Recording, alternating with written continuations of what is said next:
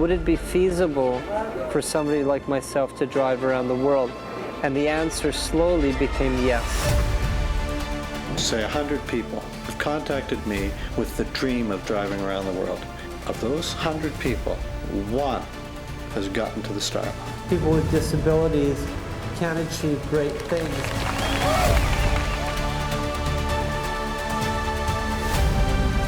Mike needs a vehicle like that because it's who he is. He needs power, he needs strength, he needs speed. Yesterday was bar none the toughest driving I've ever done in my life. He'd collapse almost. Like, you know, he'd be utterly exhausted. I'm physically beat, I'm emotionally wiped out. Whoever said driving around the world was easy.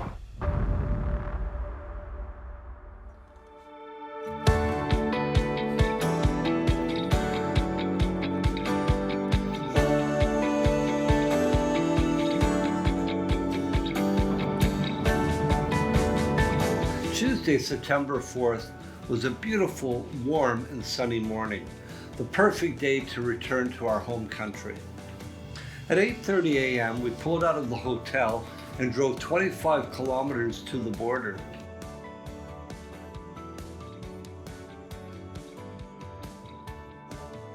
Thank you, guys. Thanks, guys.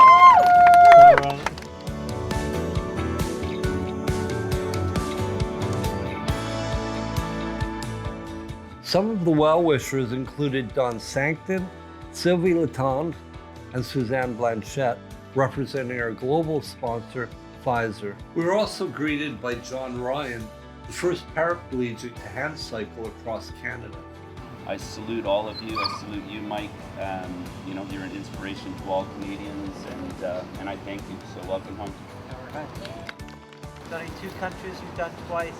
Here we are back in Canada. After the ceremonial reception, we all loaded back into the truck, and at exactly 10 a.m. on day 170, we officially crossed the border back into Canada. We've been away for 5.5 months. I smiled back, let out a sigh of relief, and felt like there was no stopping us now. Entering city of Surrey. We headed on to our next event, an outdoor civic reception right in the heart of Vancouver. Through this round the world challenge, Mike is showing that technology has brought people like us the opportunity to become mobile. The formal proceedings included some kind remarks from the VIPs, an official welcome to Vancouver and back to Canada. The morning of Thursday, September 6th, we had a much anticipated visit to the GF Strong Rehabilitation Center, which is considered to be one of the most progressive facilities in all of North America. He's taken the spinal cord injury as a mere speed bump in life. It hasn't stopped him, it's helped him refocus.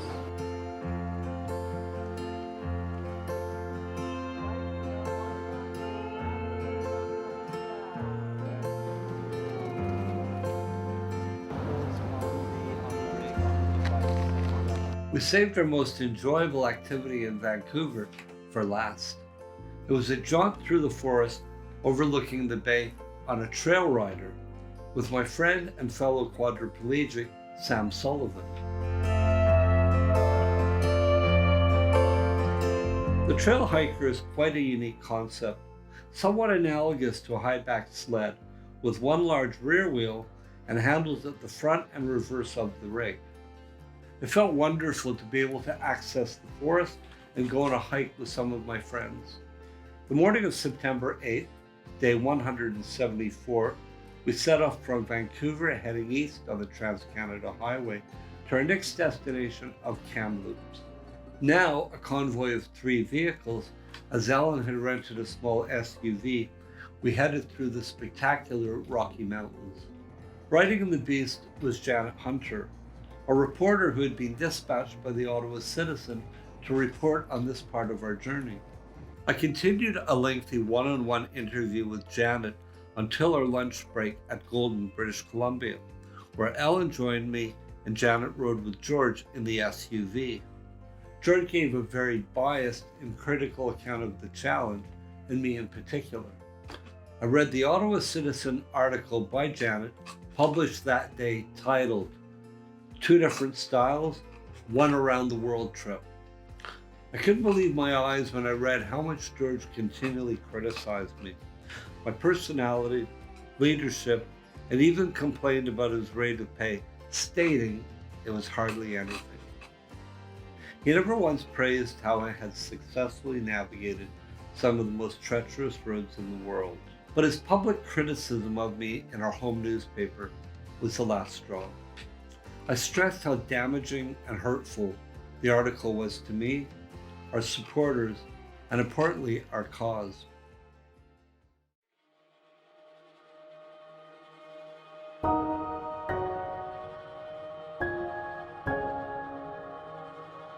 On day 176, September 11th, found us waking up to the horrific events in the Calgary Marriott Hotel.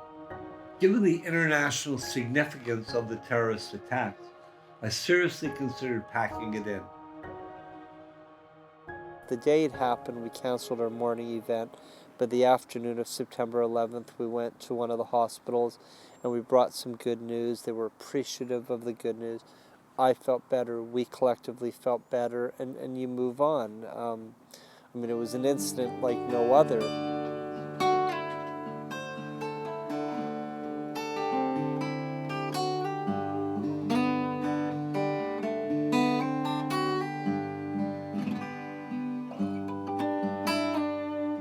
Welcome to Calgary, Mike Nemesbury. Just happened to stop in at the residence of John Eves on his way into town.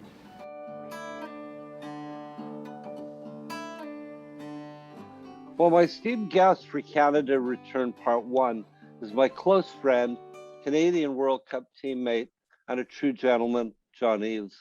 So we're going to get right into it. John, how and why did you get into the film industry?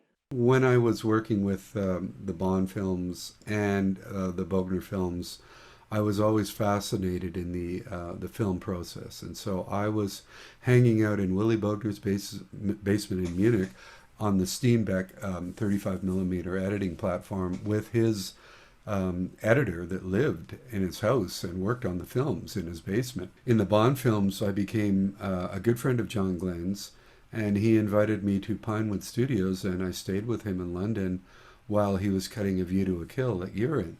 And that was a really funny thing, but what happened there. But it's another long story. But I was always fascinated in the film process, and gradually over the years, I started picking up the camera. And then I finally got the opportunity to start my own production company and get that off the ground. And I was doing sports adventure videography all over the world, which I still am today. How has being in Bond and performing as 007 Roger Moore's skiing stunt double changed your life? It's been really good. You know, it's been fun being associated with it, keeping in touch with it, watching all the new Bonds come out, keeping in touch with Barbara Broccoli, you know, because of various reasons, and your charities and all of these good things that you do. It's a fascinating world, and it always blows me away. Yeah. As a real life action man, you've had to deal with many setbacks and injuries, including breaking your own neck. Right. Can you explain what happened and the repercussions? I'm a stunt actor who has to grab Morgan Freeman, and we had to do it 3 times. It was an interior role, and then one of the guys in the car got loose, and he flew towards me, and he hit me, and he put my head into the window sideways. I had an accident in May 16th to be exact, and I was hospitalized in Montreal after a whiplash in a car. And then I got home and I found out my neck was broken. So it's not been very much fun, but it's brought me a lot closer to the environment that Mike is living in. If you could send one message to the more than 1.3 billion people with disabilities worldwide, what would that one message be? Well, I would ask them never to give up and never to feel that they are disabled. because I think you've shown us that is possible. I know you're in a chair. I know you can't get up and ski with me and run down the street and do all the things that I get to do and take for granted. I think that the most important thing is to feel that they are a part of our community. And you've taught me that. John, I can't thank you enough. There you go, ladies and gents. Johnny is a friend of mine. Take care. I'll tell you a story about a friend of mine. Not an average man I know. He'll give you all the time you want. And he hates to see you go. And it's hard to find the time.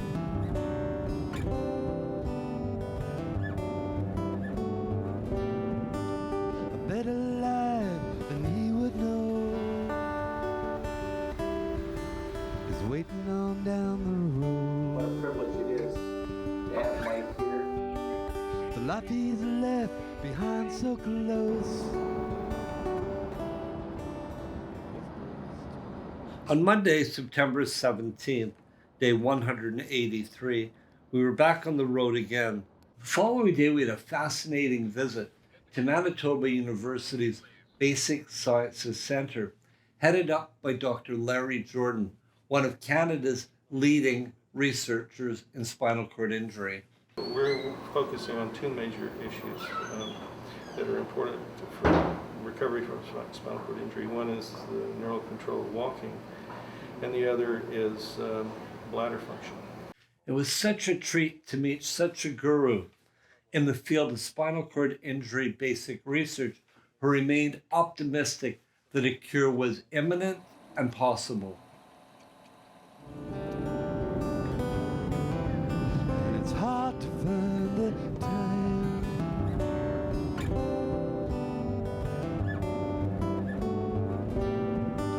A better life than he would know is waiting on down the road. The life he's left behind so close. It whispers to him now.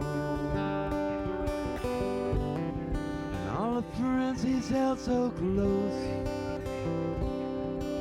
are helping out somehow. Well, if you've enjoyed watching Canada Return Part 1 and the last 16 episodes, you won't want to miss Canada Part 2 and our return to Parliament Hill. Now, this has been an incredible undertaking. It has been an incredible journey. Please remember that people with spinal cord injuries are suffering more than ever during this global pandemic. And this is the time that our three vital charities need your support. Please show you care and donate generously. Thank you for watching. Stay safe. We'll see you further down the road as the challenge continues in our Return to Canada Part 2.